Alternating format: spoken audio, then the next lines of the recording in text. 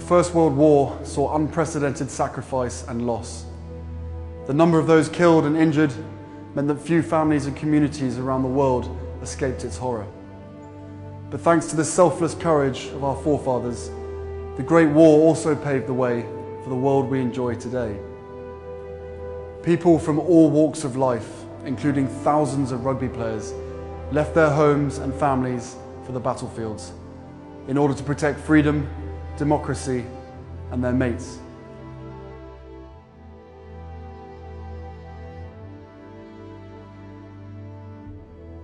In Flanders fields the poppies blow, between the crosses, row on row, that mark our place, and in the sky the larks, still bravely singing, fly, scarce heard amid the guns below.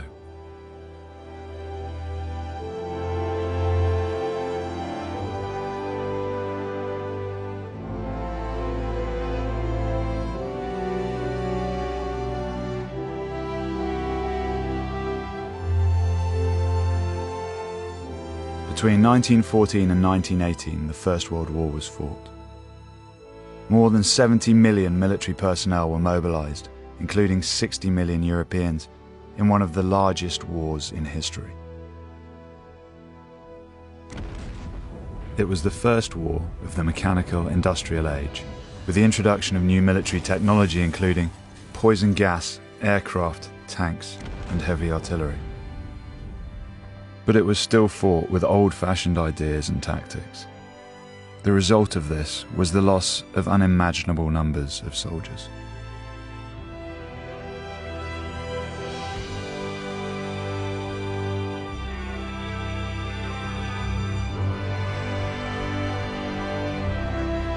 If any man tells you he went into the front line and he wasn't scared, he's a liar.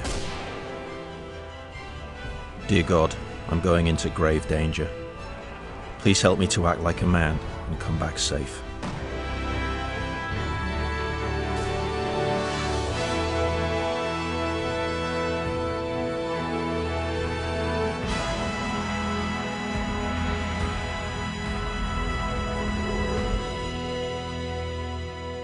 The 1st of July 1916, a single day in a 4-year war, was the first day of the Battle of the Somme. One regiment of the many involved was the Royal Devonshire. We're going up to the Devonshire Cemetery at the moment. 8th and 9th Devons attacked on the 1st of July 1916 on the first day of the Somme. These chaps were under no illusion what was facing them across the valley there. Standing on this spot, we're in the thick of the action, right on the front line trench. No man's land, there's no more than a hop and a jump over on that side there. The Captain Duncan Martin had made a plasticine model of what he saw coming down to this observation trench. And they knew the Germans were very well defended, machine gun positions everywhere. And as soon as they went over, they took casualties very, very quickly. Around about 150 of them would have been killed by the end of it. So what you've got here is a symbol of men working together. They're men of all ages, they're men in their 20s, men in their 40s. You can imagine them friendly fatherly tap on the back before they went over.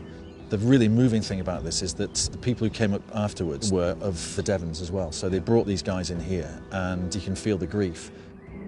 One of them fashioned together a wooden cross, put it in at this spot here. You brought us up here in 2007 during the World Cup. The bond between these guys is something you can't really comprehend. But I remember standing here for the first time, that little sentence just encapsulated everything for me. The Devonshires held this trench. The Devonshires hold it still. When you read that inscription, it's incredibly humbling to know that these guys were prepared to sacrifice everything. Knowing they were going to die, they were still prepared to make that sacrifice. That day, the British forces suffered 60,000 casualties, with the loss of life of 20,000, including 60% of all the officers present, whose duty it was to lead the charge. And over the full course of the entire war, 17 million people lost their lives. Men from all walks of life joined up.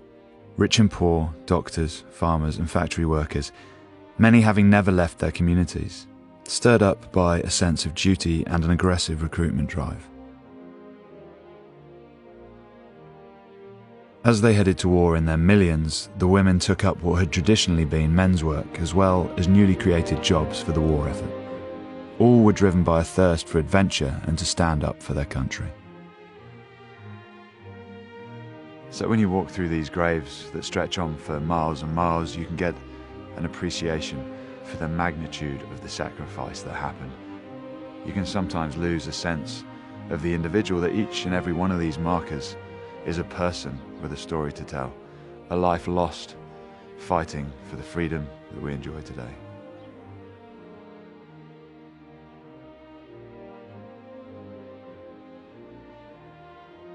Leading the way amongst the recruits and praised for their qualities were rugby players. The values and leadership qualities honed on England's rugby pitches ideally transferred to the battlefield.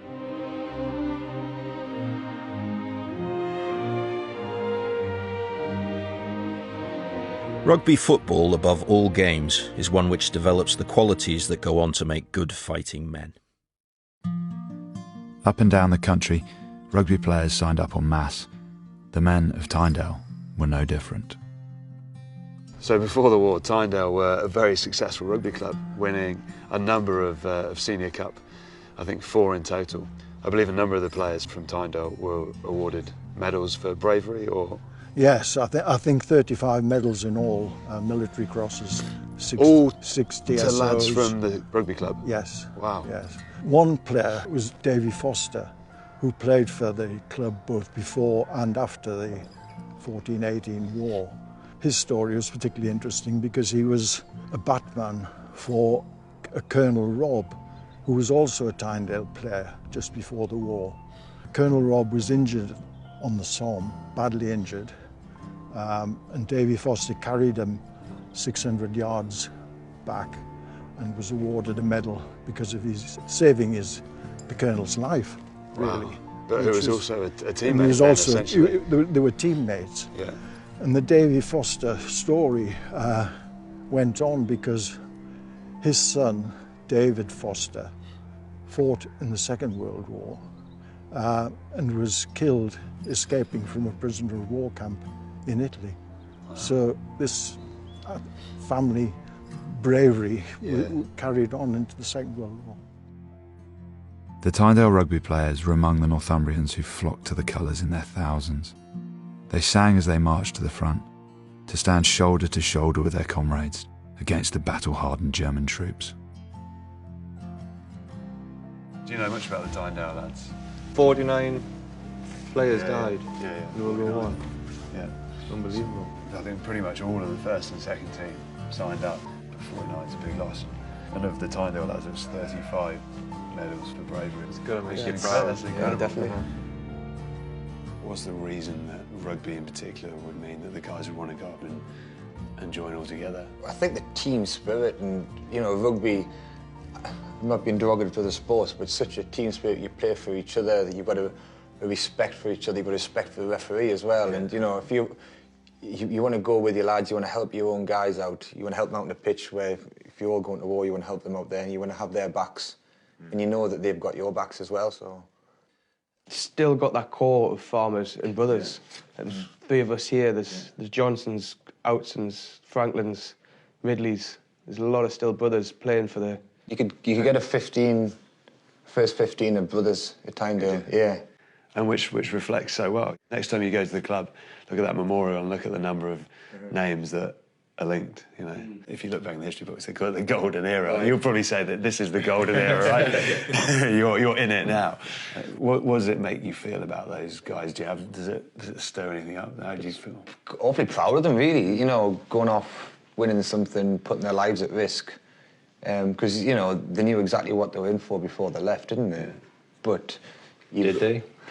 A lot of, when you hear stories, a lot of people wanted to go and didn't know what it was like over there. It would be in and out in a few months. It was a proud thing, I'm going, but then not actually realising the vast scale of it. The Tyndale lads took out their mascot, Sally. Can you see why they might have done that? I wonder if they carried that same spirit that they had on the pitch in the change room, took that out to war, try and mirror as much as they could what they've learned on the rugby pitch, take that out to the war. the dog would know what was going on, so it would be friendly. And, you know, if somebody's feeling down, if they'd lost somebody in the battle, the dog would come over and console them. You know, it would be a bit of an uplift, so it would always be chirpy and happy. Can you imagine the impact that would have? So you take the mascot, you take your first and second team, you take all the past players, all of a sudden, all those people missing. I don't think anyone can imagine the grief that the families would go through when they found out, you know, the husbands, sons, fathers weren't coming back. But here we are a century later. I think we have kept on to that community spirit. Yeah. Just last year, one of our good friends was diagnosed with an inoperable brain tumour. And as soon as the diagnosis came out, the whole community formed basically a nest of love and support around the family and Stu to try and get him through the terrible fight that he was having. And there was a big campaign set up, and it's just amazing that community spirit, everyone getting together, helping each other basically. There was a big Super Saturday, it was called, where it was all the farmers took on the academics, and the farmers came out on top, which was which was good for the bragging rights. But it was thousands of people came to support. Totally overwhelming, the amount of support that was generated, and not just Tynedale teams as far as Norfolk, teams from London doing their bit. Everyone just wanted to chip in and help out, and I think that is that big rugby community. That exists in this country. That's a fantastic point, because the rugby club is key to the community, but the community is key to the rugby club. And actually, in 100 years, Tynedale Rugby Club hasn't changed. Stories like these were repeated the length and breadth of the country, rugby players heeding the call.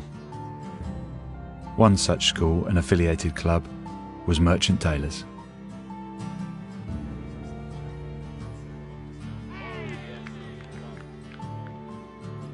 Johnny, we're here in this incredible building.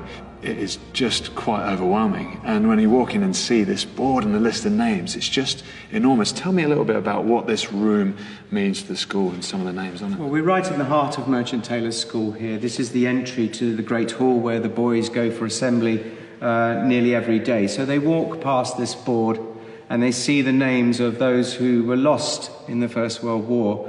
And we felt it was important that on the centenary of their death, we started to tell the story behind the names. So as we commemorate each loss on the centenary of their death, we place a poppy by their name and a photo from the school magazine. And of course, when you tell the stories, they see their own careers at school very much in line with the boys themselves, because we have here generations of musicians, rugby players, architects, accountants. They're all very much like the boys of today. It's quite often forgotten that members of staff left their jobs to join. So we've got Thomas Callanan down here, who was an early casualty in the war. He was a modern languages teacher. He was a first 15 coach. He's also played for London Irish. He was one of 28 members of the London Irish Club who lost their lives. So he would have coached? A lot of the boys, a lot of the boys here, and so he would have particularly played on many of our other sort of rugby heroes. So we've got John Raphael here. His name has yet to get a poppy by it because he fell in 1917. So his story has yet to be told. But it's interesting that he played for Oxford University in the varsity match in 1903, and another Merchant Taylors boy who joined him in that time, Charles Bournes, he lost his life in 1915, and this is a photo of him from the 1903 varsity match, which also got John Raphael in it. So they played alongside each other? Yeah. It's quite poignant because many of the stories are interlinked. We've got lots of brothers here who lost their lives as well. So it's a generation of stories that we're trying to tell. How much of the history of the club do you know about your forebearers, the 1913-1914 team, both here and at the school? From a very young age, being at the school, every single day that I went into that hall, I could see the names and sheer number of names. It's only now that I've started playing for the club and I look around the club and at the things you've seen here that you start to realise that a lot of these guys played rugby as well for the team, and actually there's a huge proportion of the team when you think about the numbers that went off together. To say I can imagine it would be a lie. crazy to think that a whole team go away together and 13 of them die and 2 of them barely make it back. But the camaraderie of being with the people that you know, people that you've played with, people that you trust. Rugby is such a game of trust. In a defensive line, you're trusting your inside man. In rucks and mauls, you trust them as a scrum half. Yeah. I'm trusting my forwards because otherwise, I get put down. But to know that you've got those guys beside of you as you go off to war, I can imagine must have been pretty important to them. How do you feel about what your forebears did from OMT? How does it make you feel now when you reflect? There's a lot stronger connection between rugby and the military, something I never really considered before, but now when you think about it, it's so clear. There's so many interlinking ideologies that go with being in an army and playing rugby, both with the leadership, with teamwork, with camaraderie, with everything else, and the fact that so many people went straight to war as a team. And I just think that looking forward, it's the kind of thing that would be nice if more rugby was played and less wars were fought. One positive outcome of the devastation was unprecedented advances in the fields of medicine, such as plastic surgery, limb replacement, and the recognition of shell shock, PTSD, as a medical condition.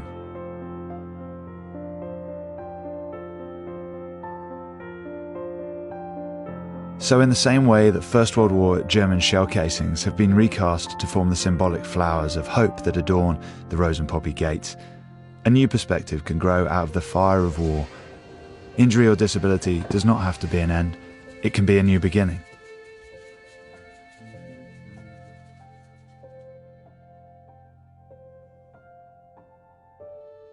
My name's Stuart Robinson. I was injured in Afghanistan in 2013 and I'm now the UK Armed Forces Invictus Games wheelchair rugby team captain. I was serving in Afghanistan in 2013 with the RAF Regiment. We were out on a patrol. As we set off, we drove over and initiated an IED. The next thing I know, I was getting airlifted back to Camp Bastion and back to the UK. Since I woke up in hospital, I was trying to find out different ways of getting back involved in sport. Having a rugby background, straight away I tried to find out if there's any other variants or forms of the sport that I could get involved in.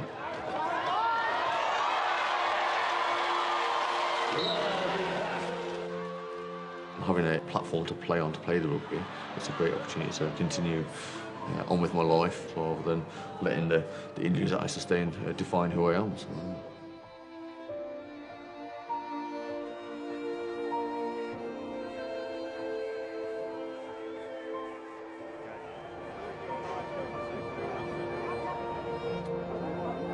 So, as well as giving players the skills and mindset to develop into good soldiers and leaders in battle, rugby is also a powerful tool in the aid of recovery and giving new challenges, but also reintegration back into normal life.